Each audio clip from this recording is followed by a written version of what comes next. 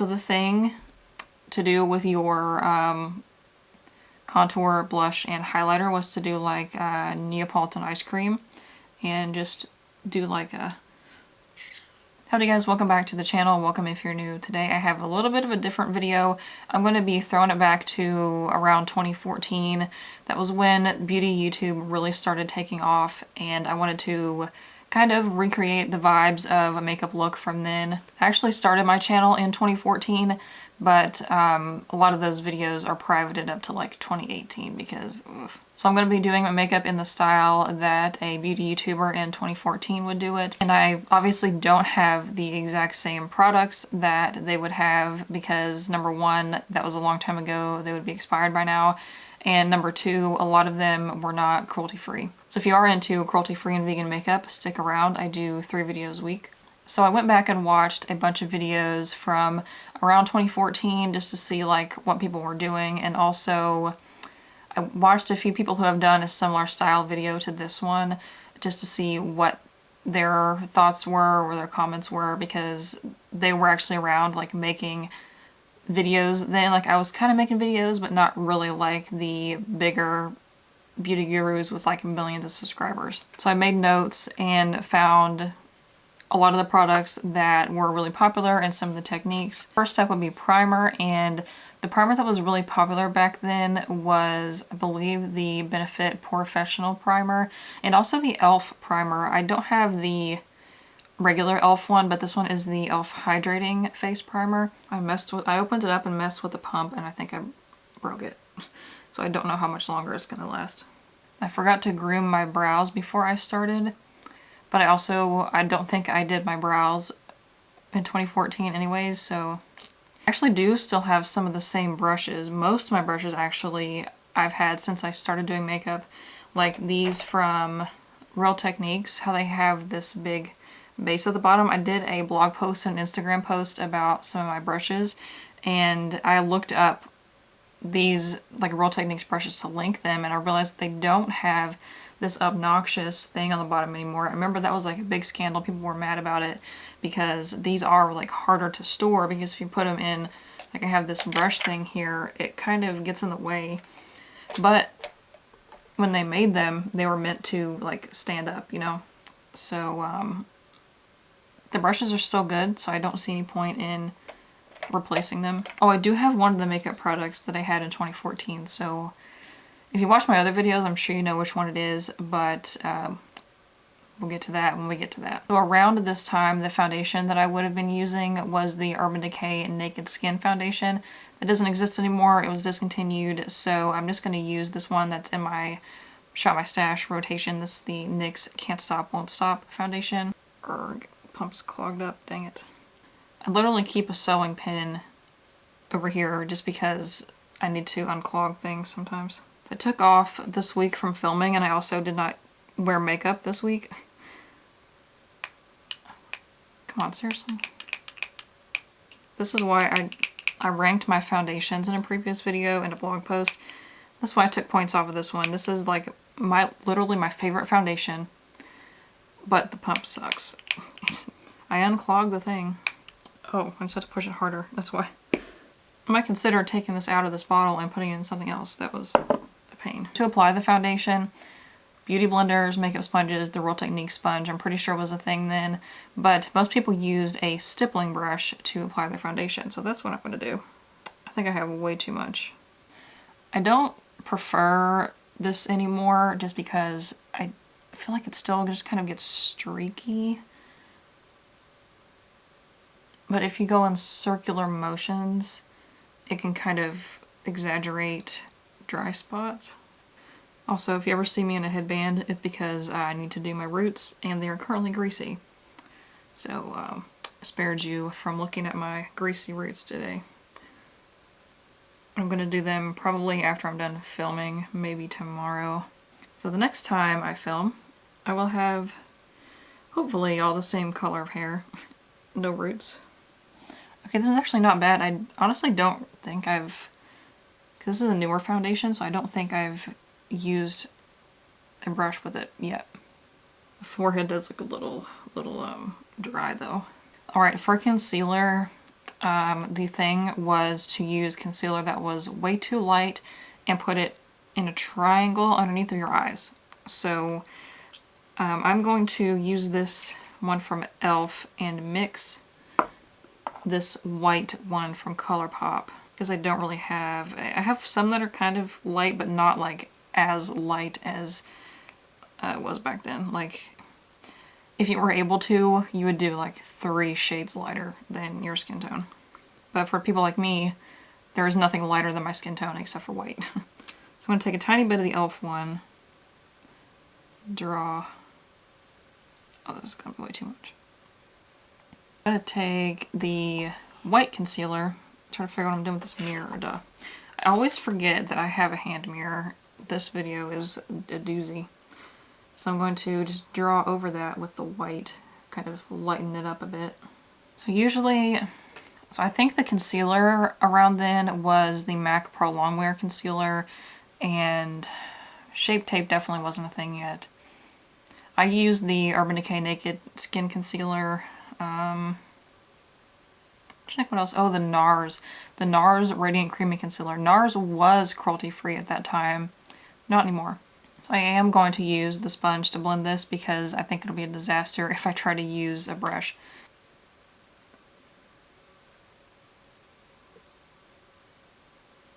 Oh boy. I still don't think that's quite the effect I was going for. It's just kind of my skin tone.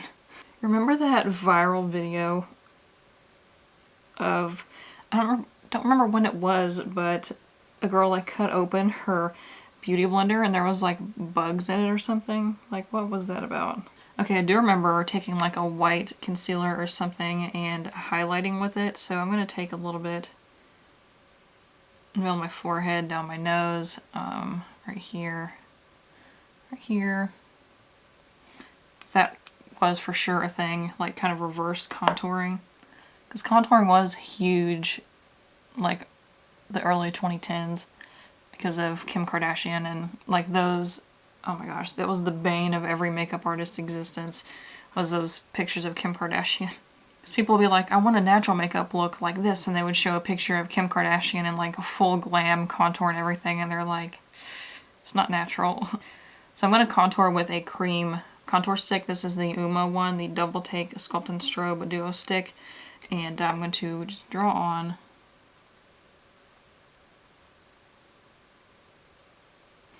I'll do my nose last. That was a thing, like making your nose look like a pencil.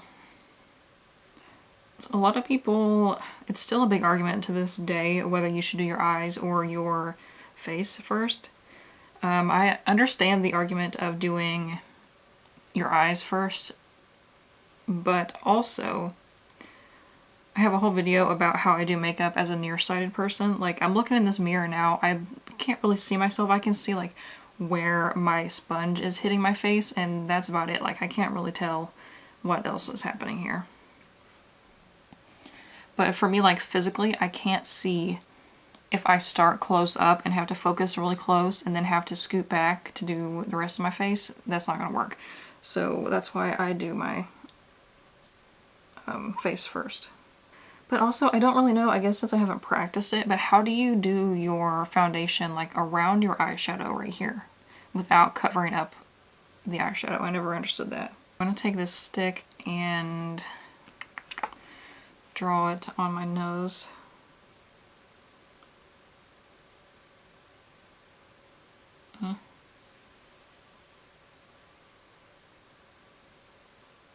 I never actually did this with cream myself, so I'm trying to figure out how to do it.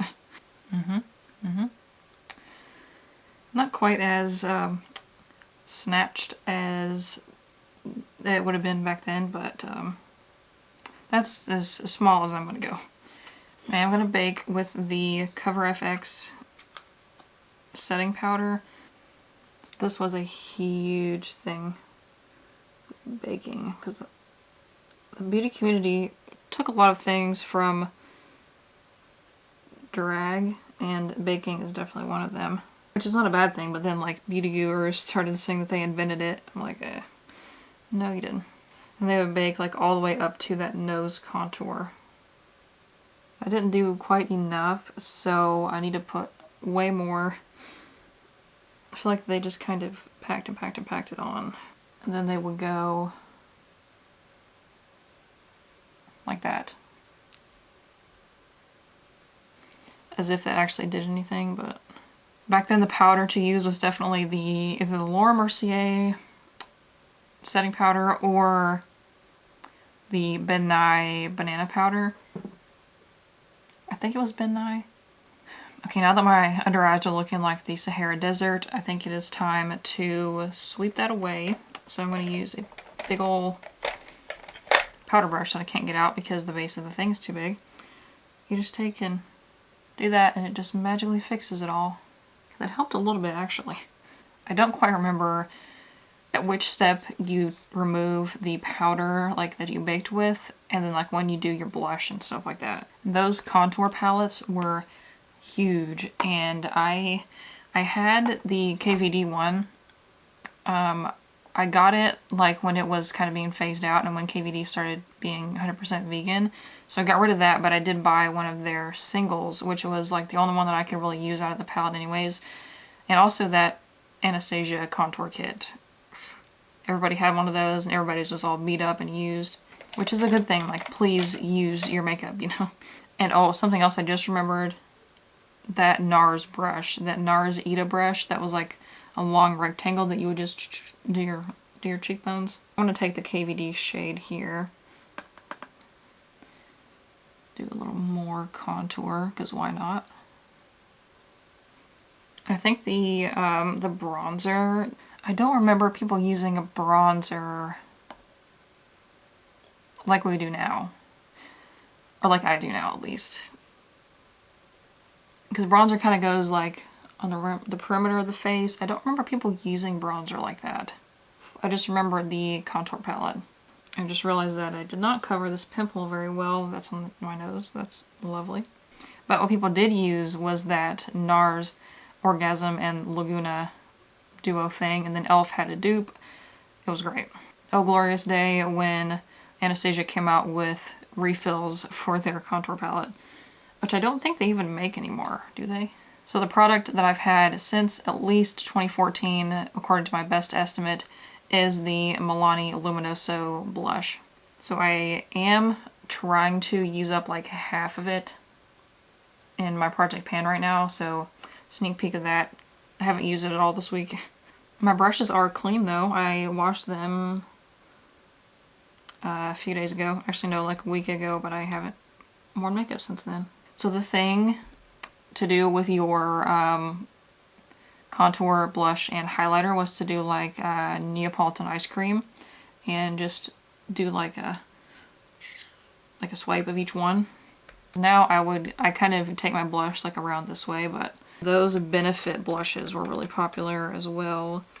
I think I had one of their highlighters. Actually, no, they had this.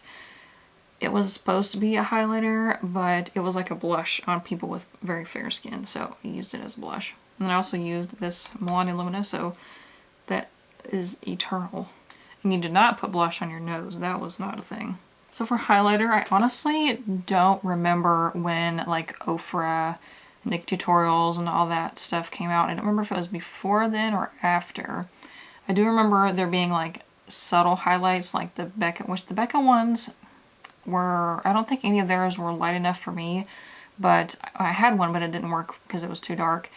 But on somebody with like a more medium skin tone or even deeper it would show up pretty well. But I think Ofra was the first to do like wabam highlights in like the mainstream.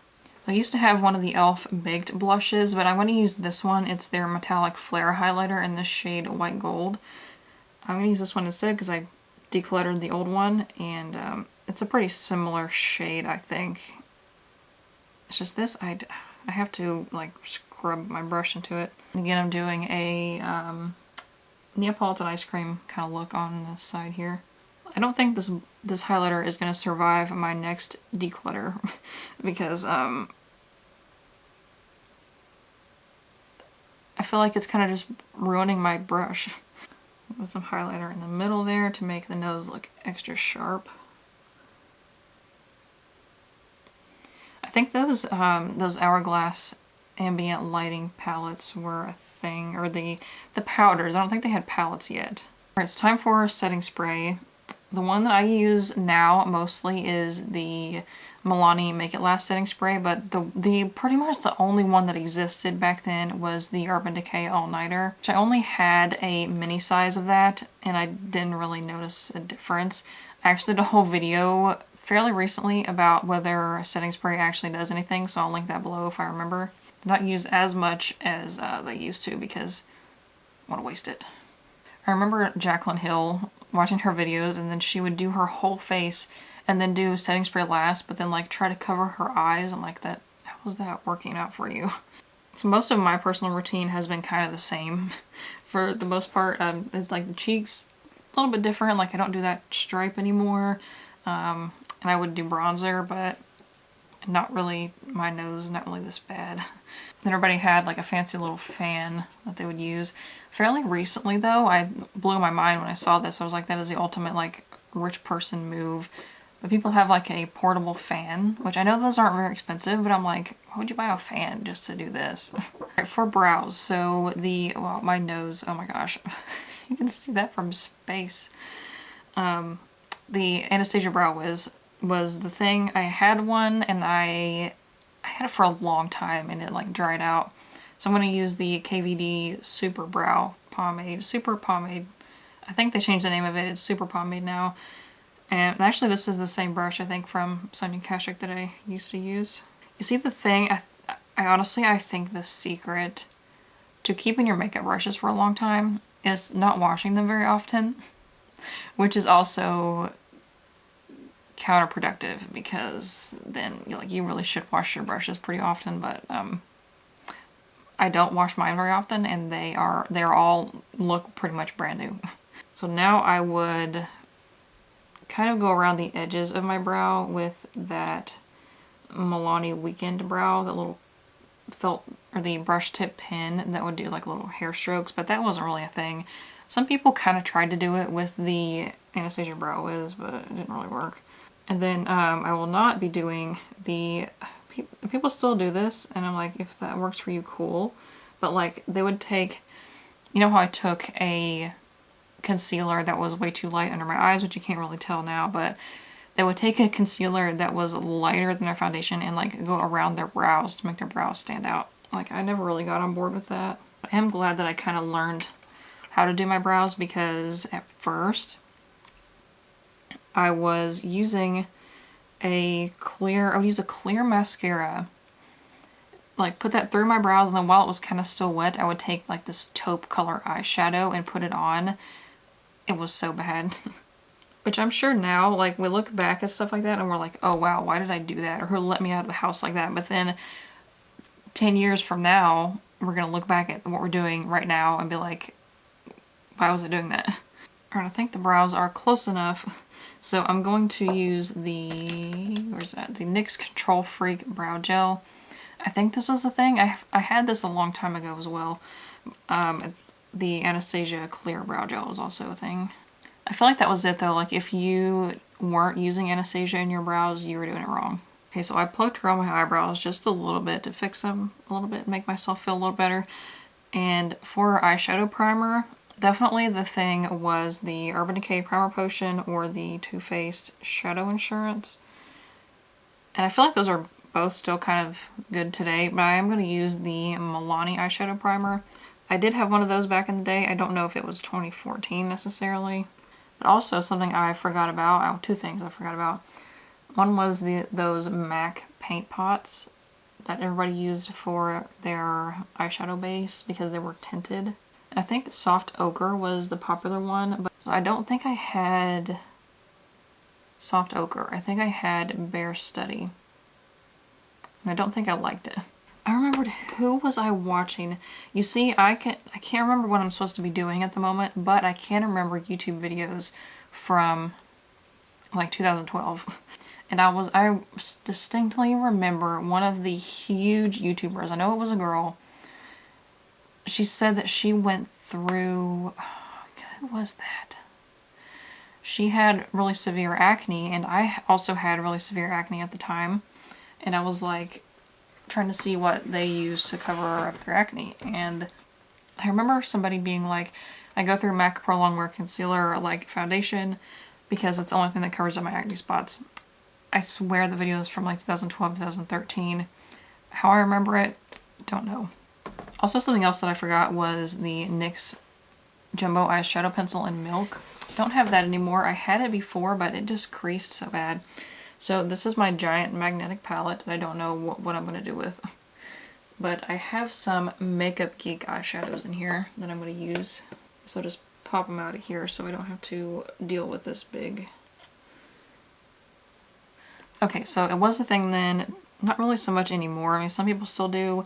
But you would set your eyeshadow base with a powder that is similar to your skin tone. So I'm going to use the shade called, aptly called So Pale from Makeup Geek. These are the new ones. Makeup Geek reformulated their eyeshadows. Not very recently, like a couple years ago. Oh my gosh. Do you guys remember the craze around Peach Smoothie from Makeup Geek? Because I think Jaclyn Hill swore by it, and if you did not do a transition color in your crease, you were doing your makeup wrong and you were terrible.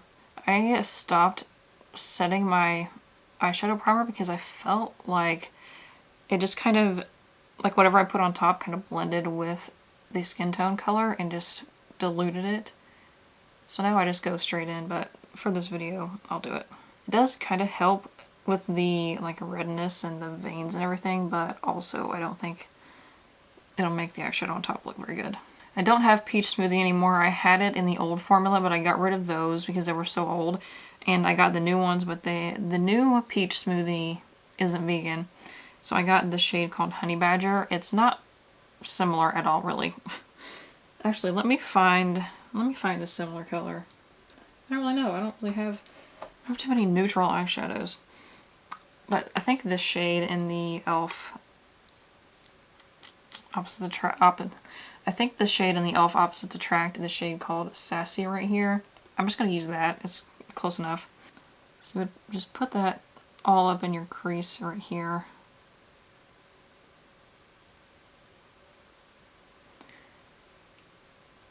So I want to say that I am zoomed out on purpose. It was an accident, but I don't want you to see up so close because this is not good. When I first started doing videos, I didn't have a camera with a flip out monitor like that, and I put the tripod in front of the window, and then in the windowsill I had two like Ulta boxes stacked on top of each other, and I had a mirror, like one of the stand-up mirrors behind it, so that I could see what I was doing. And it worked. But this is definitely a better experience. This is a little bit too pink. I think the Peach Smoothie was a little bit more on the yellow side. Our battery's dying. Okay, got the battery changed. I think my next investment for the channel is going to be a continuous battery, because they do make batteries that plug into your camera and then have a wire that goes to the wall. So I definitely want one of those. Let me look and see what I wrote down after I take my glasses off. The eyeshadow palettes that were huge, the Coastal Scents eyeshadow palettes, like the 88 color ones, because they were cheap and you got a ton of colors. The Too Faced Chocolate Bar palette, and every time you used it, you had to smell it and then comment on how it smelled like chocolate and you wanted to eat it. So I'm going to go with this Makeup Geek shade in Honey Badger and put that on kind of the rest of my crease, because the point of a transition color was to not see it at the end. And colorful palettes were not really a thing. I'll have to look up and see when the Urban Decay, what was that one called? The Electric palette? Was that what it was called? Let's see when that came out, because that was really the first like big colorful palette.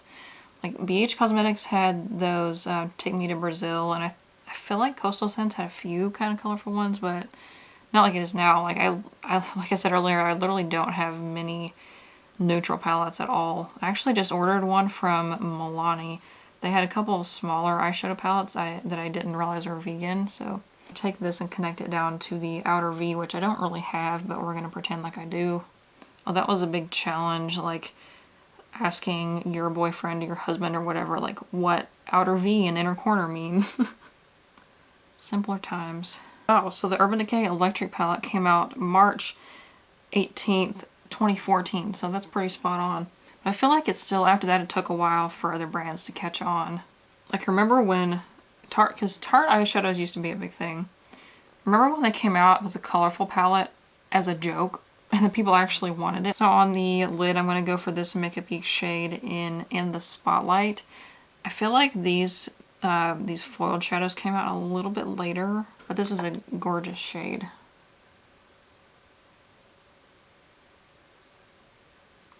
I gotta put that in a palette, that's driving me nuts. I put these shadows down on my little towel, and like every time I try to dip into it, it just moves around. And that's what was annoying with like single eyeshadows that are in their own compact. I never ever used those. Like, I would buy them and then never use them because they were just kind of inconvenient. So like low-key, kind of feel like Makeup Geek killed MAC Cosmetics just with their eyeshadows, because they had so much better colors than MAC and were a fraction of the price. Like, eventually I think MAC brought their single shadows down in price. I had one singular MAC eyeshadow because I was way too late to the game. Hayley Williams, the queen herself, came out with a collection with MAC, and I didn't really know it until like way later. And she had like an orange lipstick, I think, with them, and then there was an eyeshadow. And I wanted the lipstick, but I couldn't get it because it was sold out by the time I got to it.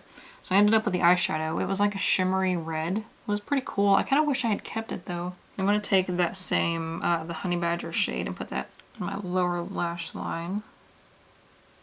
So I, like, unironically do my eyes like this sometimes. Like, just not really that dark of a crease color, but just a simple thing, and then like a shimmer on the lid and call it done. Well, I got my passport renewed this year, and it took like 6 months because they were backed up. But I had to get, obviously, my picture redone. And I went into the store. I literally just only did my eyes because, like, the picture was going to be bad quality anyways, and I had to wear a mask into the store. I only took it off to take the picture. So I did my eyes just so I wouldn't look dead. But I still ended up looking dead because, like, the eyeshadow, how it looks like orangey and like with a little pink in person, on a passport photo, and like the harsh lighting that they had in that Walgreens, oh my god, it looked like my eyes were like sunken in like a skeleton. It was awful. The passport office still accepted it, so, well, I don't know how. I'm going to take, this might be cheating, but I'm going to take the Ofra highlighter in Pillow Talk and put that in my inner corner because I don't have another eyeshadow handy. You never have an eye booger until you do your inner corner, then it's like, boop, here I am. Okay, I think that is it for eyeshadow. It's pretty much kind of how we would do, like, I feel like it took too much time to do anything darker than this because it's a little bit more work. I'm going to try to do a wing. The eyeliner that was big, I'm pretty sure it was the KVD tattoo liner, which is still available, obviously. And I'm trying to, where's my eyeliner? Eyeliner is shorter than everything else in my little cup. I can't find it. So I'm going to use this one that I have open. It's the e.l.f.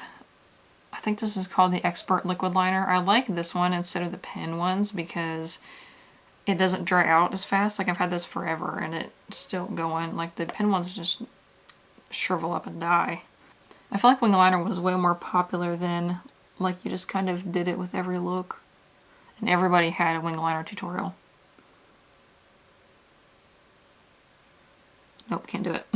I have to be, like, on this mirror down here. Okay, that didn't take long. It's okay. So the thing was to tightline, which you would take an eyeliner and like go up under here, but I cannot do that. I've never been able to do that. It just irritates my eyes too much no matter what eyeliner I use. So we're just gonna pretend like I did that. And that was also when the putting a nude eyeliner in your waterline was a thing. It didn't really do much for me just because I'm so pale anyways. Okay, so for lashes, what mascara? I know that definitely the Too Faced Better Than Sex mascara was pretty popular then. The Tarte Lights Camera Lashes, I think, came out then. And obviously the CoverGirl Clump Crusher, which I want to get again now that CoverGirl is cruelty-free. I just forget every time I order from Ulta. Okay, I low-key kind of want to do lashes. I have some, I just haven't used them. I want to try magnetic lashes because Ardell is cruelty-free and they just came out with magnetic lashes, so I want to try some of those. Put that also put that on my list for Ulta next order. This lash curler is really not the right shape for my eyes, but I just refuse to get a new one. I'm gonna take a little bit, since I'm gonna try lashes, I'm gonna take a little bit of the e.l.f. Lash It Loud mascara. The formula of this is okay. It's not awful, but the brush is very sharp. These Ardell lashes, I don't know if these ones, I consolidated them in my last Declare video. I know for sure that, actually no, those aren't the same. So these ones down here on the bottom were what came in this package, and then I just threw these other ones in there, and I don't remember which ones they are. I know they're from Ardell though. Okay, I'm putting the glue on the lashes and then letting it sit. I haven't used lashes in years, but I still had these in my collection, and I'm surprised this glue isn't dried out either. I'm using the Dark Duo brush on. Okay, it's getting there. It's almost ready. I'll put it a little bit high up, like not really as close to my lash line as I probably should have. I need to get this other one on before it gets too dry. Tweezers, because my left hand is not cooperating. Okay, what do you think? I think it's not bad for my first time in like 3 years, but this inner corner's kind of popping up a little. I just think the mistake I made was putting them too far up for my lashes, but I think you can really tell. Maybe you can. I just feel like that made my eyes look kind of smaller because it's like in front of my eyeballs. So for lipstick, I remember a few options. So the biggest thing was the MAC Whirl lip liner. That's what Kylie Jenner used to do her like Kylie lips. And the Rimmel lipstick in the shade Airy Fairy. It was like a light nude kind of color. And then I remember it was a huge thing on Reddit, on the Makeup Addiction subreddit. That's kind of where a lot of people got their start. Like that's where Samantha Ravindal started like doing makeup and stuff. Well, like on the internet, I mean, she was like a makeup artist before that. But anyways, the big thing was the Revlon Black Cherry lipstick. I'm pretty sure that's what it was called. And like everybody wanted it. It was sold out at every drugstore. It was insane. I know there's a lot more. Definitely the KVD Lolita was a big thing. And I think it was around that time, there was a big thing because they reformulated it and it kind of changed the color a little bit. So, and oh, those LA Splash liquid lipsticks, and specifically the one in the shade Ghoulish. I only ordered from LA Splash one time because my card information got stolen from their website, so I didn't do that again. I kind of thought about, yeah, I think, you know what, I'm going to do Melt Nude. That was kind of a cult favorite there for a while. And I'm going to start with the Milani Color Statement Lip Liner in the shade Nude because that Melt Nude is a little bit too light for me. My lips are crusty because I wore a mask all day yesterday and I usually don't. Well, I usually don't go places so I don't have to wear a mask, but if I go out I do. I'm just saying, like, I haven't worn a mask for longer than a few minutes at a time and my lips are feeling it. With a big color back then for lip liner was Spice from Milani, the same formula. I used to have that. It was really, really old. I only got rid of it recently and I liked it, so I repurchased it. So that's coming soon. Alright, and then the lipstick, where is it?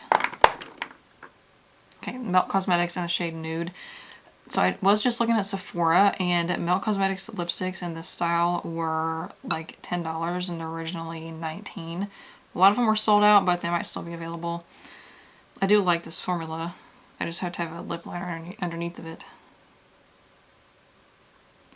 And oh, I remember those. They still, I think they have like 1 or 2 shades left of the Lime Crime bullet lipsticks. There was like a pink, like a coral one and a pink one that Jaclyn Hill always used.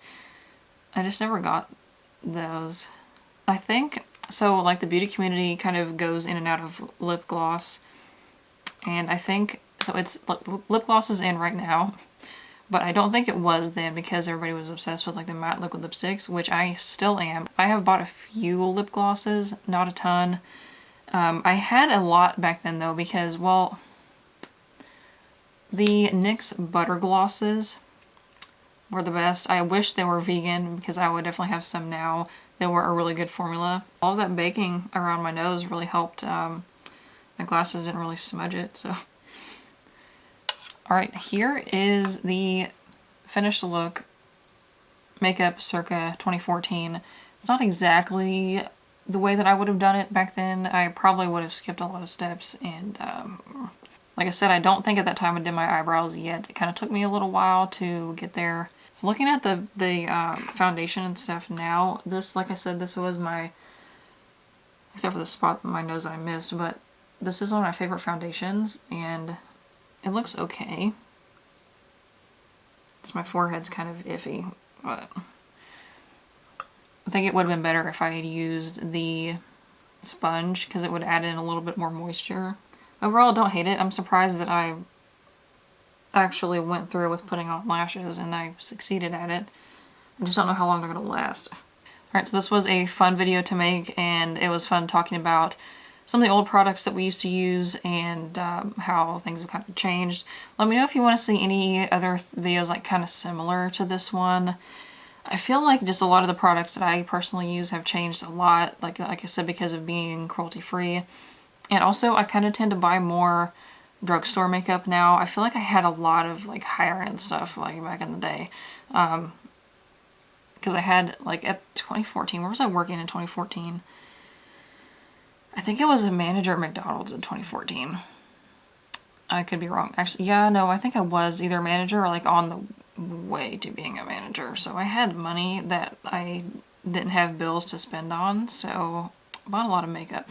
I mean, I had like YSL and stuff, like a few things, not a ton. I also had like whole collections, like I said, with the NYX Butter Glosses. I'm pretty sure I had almost all the colors of NYX Butter Gloss and a few other lipsticks. That was insane. Another thing that I had a lot of, oh my gosh, those Revlon lip crayon things. Those were like my jam. I had like a bright red, a bright orange, a bright purple, and the Revlon Butter lipsticks, I'm pretty sure they were called. Yeah, the Revlon Butter lipsticks. Like the outside of the packaging was like kind of clear on top and it had like a quilted sort of design. I actually used one of those all the way up. I think it was called Berry Smoothie. Those were great. I actually ordered, I think a dupe for those might be the new Milani Color Fetish Shine lipstick. I'm pretty sure that those are at least similar to the old Revlon lip butter I think, I don't know. So click over here to watch my most recent video, or click over here to watch another one that I think you'll like. Give this video a thumbs up and subscribe so you don't miss seeing my face in your subscription box every Tuesday, Thursday, and Saturday. Links to the products that I used and the YouTubers that I mentioned at the beginning, and also my blog and my other social media will be in the description box below, and I will see you guys in the comments. Bye.